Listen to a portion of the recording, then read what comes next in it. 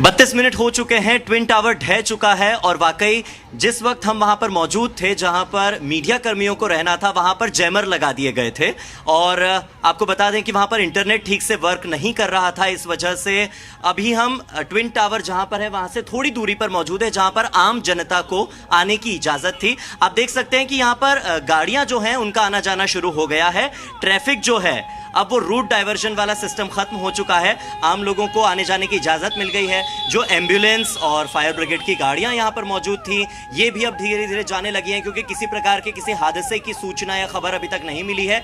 कहा जा रहा है कि एमरल्ड कोर्ट सोसाइटी जो है उसका जो जियो फैब्रिक लगा हुआ था, जियो फाइबर का कपड़ा, उसमें छेद जरूर देखे गए हैं, लेकिन किस तरह का छोटा मोटा नुकसान हुआ होगा इसके बारे में अभी तक कोई जानकारी नहीं मिल पाई है, क्योंकि अभी तक बिल्डिंग के पास जाने की इजाजत किसी को नहीं मिली है। हालांकि जहां पर आम लोग मौजूद थे, मैं अभी इसी वक्त वहीं खड़ा हूं और मेरे साथ कुछ लोग मौजूद हैं। कैसा लग रहा है? भ्रष्टाचार की नींव पर खड़ी एक इमारत जो है वो ढह चुकी है, गिर चुकी है। क्या संदेश गया है इससे देश को? इससे देश को आने वाले जो बिल्डर हैं ना, उनको बहुत बड़ा सबक मिलेगा। इनलीगली कभी भी कंस्ट्रक्शन करने के लिए 50 बार सोचेंगे और मुझे नहीं लगता कभी करेंगे भी। और सुप्रीम कोर्ट की और हमारे आम जनता की बहुत बड़ी जीत है और इसको नोएडा अथॉरिटी ने बखूबी निभाया है। आपने देखा किस तरह से विस्फोट हुआ? क्या कुछ महसूस हुआ उन कुछ सेकंड्स के दौरान आपको? नहीं, महसूस तो नहीं, लेकिन गिरते हुए मैंने देखा और कि भ्रष्टाचार मिट जाए।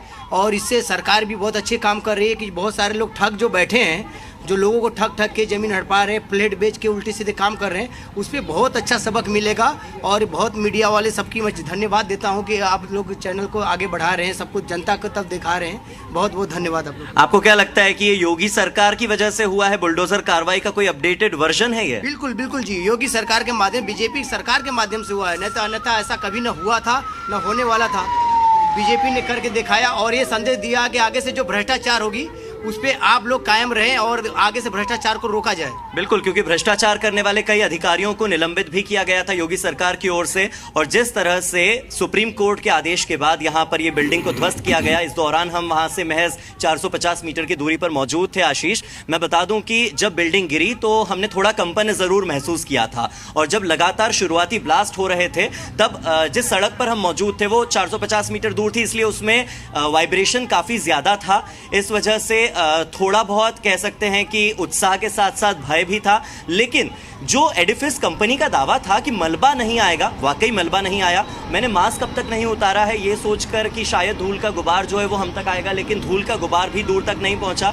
उत्तर प्रदेश प्रदूषण नियंत्रण बोर्ड भी एयर क्वालिटी की मॉनिटरिंग कर रहा है। 6 स्टेशन स्थापित किए गए हैं, 15 एंटी स्मोक गन लगाई गई हैं, स्वीपिंग मशीन 6 लगाई गई हैं, 200 सफाई कर्मी भी यहाँ पर मौजूद हैं जो कि सफाई कर रहे हैं। साथ ही साथ यहाँ पर जो मलबा उठाने का काम है वो भी थोड़ी देर में शुरू हो जाएगा।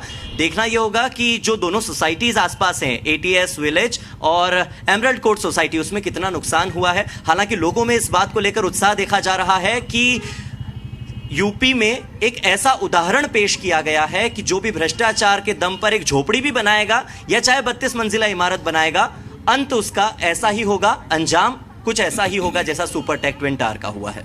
निश्चित रूप से, और चूंकि इसका अंजाम अब हो चुका है पूरा, चूंकि जिस तरह से लगातार ये प्रयास किए जा रहे थे, बहुत सारे जतन के साथ इस टावर को गिराया गया, आसपास के बिल्डिंग्स को क्या कुछ नुकसान पहुंचा है, आने वाले 1 घंटे के अंदर इसकी अपडेट ली जाएगी और जो टीम है वो वहां पर जाकर मुआयना करेगी और स्थिति को जानने की कोशिश करेगी। और आम लोग जो सोसाइटी में हार्दिक यहाँ पर रह रहे थे, आसपास के जो टावर्स में रह रहे थे, उन लोगों की वापसी कब तक होगी?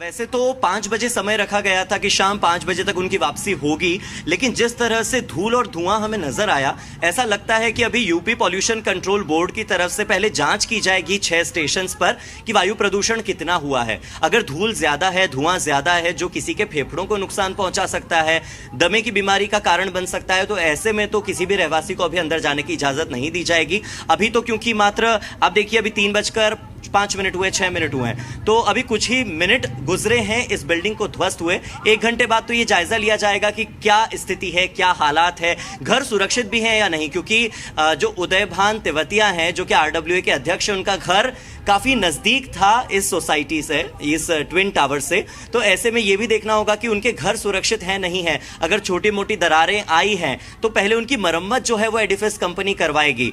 गैस पाइपलाइन के बारे में भी देखा जाएगा कि गैस पाइपलाइन ठीक है नहीं है, उसी के बाद लोगों को जाने दिया जाएगा। अभी पानी की जो सप्लाई है वो भी बंद है, इलेक्ट्रिसिटी की सप्लाई भी बंद है, तो ये भी देखना होगा कि वहां पर अभी इलेक्ट्रिसिटी और पानी की सप्लाई प्रॉपर पहुंच रही है नहीं पहुंच रही है। लोगों के लिए जो सहूलियत है जब वो हो जाएगी तब उन्हें शिफ्ट कर दिया जाएगा। फिलहाल अभी कोई भी उस इलाके में नहीं जा रहा है और धीरे धीरे लोगों का वहां से जाना शुरू हो गया है। हम जिस इलाके में, यहां पर आम जनता को आने जाने की इजाजत दी गई थी और लोग कुछ इस तरह से जा रहे हैं जैसे रावण दहन के बाद कुंभकर्ण और रावण का जो दहन होता है वो देखने के बाद दशहरा मैदान से जैसे लोग जाते हैं, ठीक वैसे ही इस बिल्डिंग के ध्वस्त होने के बाद अब लोगों का जाना धीरे धीरे शुरू हो गया है।